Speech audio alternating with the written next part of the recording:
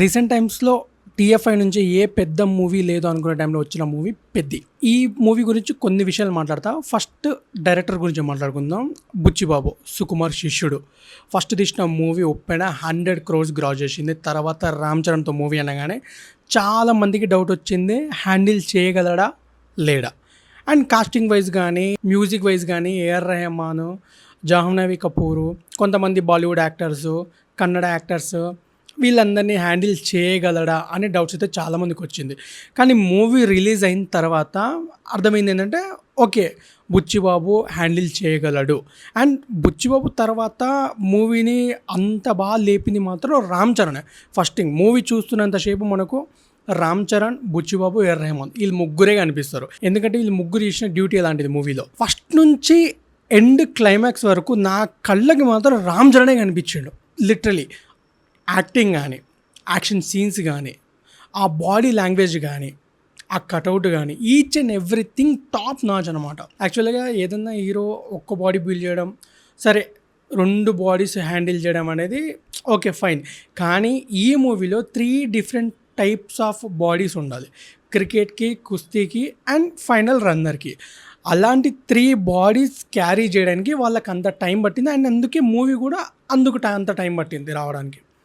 After triple ఆర్లో కూడా నాకు రామ్ చరణ్ అనేది అంత ఏమనిపించలేదు.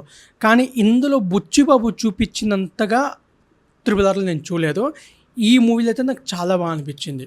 రంగస్థలంలో ఏదైతే యాక్టింగ్ చేసిండో సేమ్ దీంట్లో కూడా అంత వేసిండో, అంతకంటే కొంచెం ఎక్కువనే చెప్పుకోవచ్చు.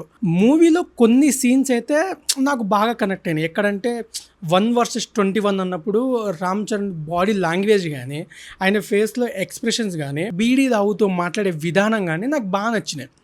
ఎందుకంటే ఆ ఫేస్లో ఆ ఎక్స్ప్రెషన్, ఒక సైడ్ బాధ, ఒక సైడ్ అవమానం, ఇవన్నీ క్యారీ చేయడం చాలా చాలా కష్టం. సో రామ్ చరణ్ చాలా బాగా హ్యాండిల్ చేసిండు దాని తర్వాత కుస్తీలో, దాని తర్వాత క్లైమాక్స్ హాస్పిటల్ సీన్ కానీ, ఎండ్ ట్రైన్ సీన్స్ కానీ, ఈచ్ అండ్ ఎవ్రీథింగ్ నాకైతే బాగా నచ్చింది. రామ్ చరణ్ తర్వాత అండ్ ఇంకో క్యారెక్టర్ బాగా ఎలివేట్ అవ్వాల్సింది అంత ఎలివేట్ అవ్వలేదు. అప్పల్ సూరి క్యారెక్టర్ జగపతి బాబు చేసింది. ఆయన క్యారెక్టర్ కూడా బాగానే ఉంది, కాకపోతే ఇంకొంచెం ఉండాల్సింది అనిపించింది.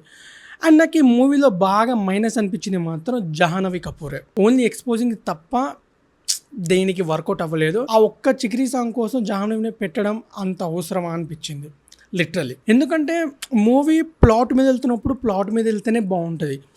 ఎక్స్పోజ్, గ్లామర్ ఇది పెడితే ఏమవుతుందంటే కొంచెం బాగా ల్యాగ్ అనిపిస్తుంది. కానీ రామ్ చరణ్ యాక్టింగ్ దాన్ని కవర్ చేసింది.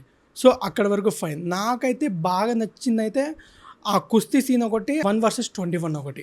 మూవీ వైజ్ కలెక్షన్స్ కూడా బాగానే ఉన్నాయి.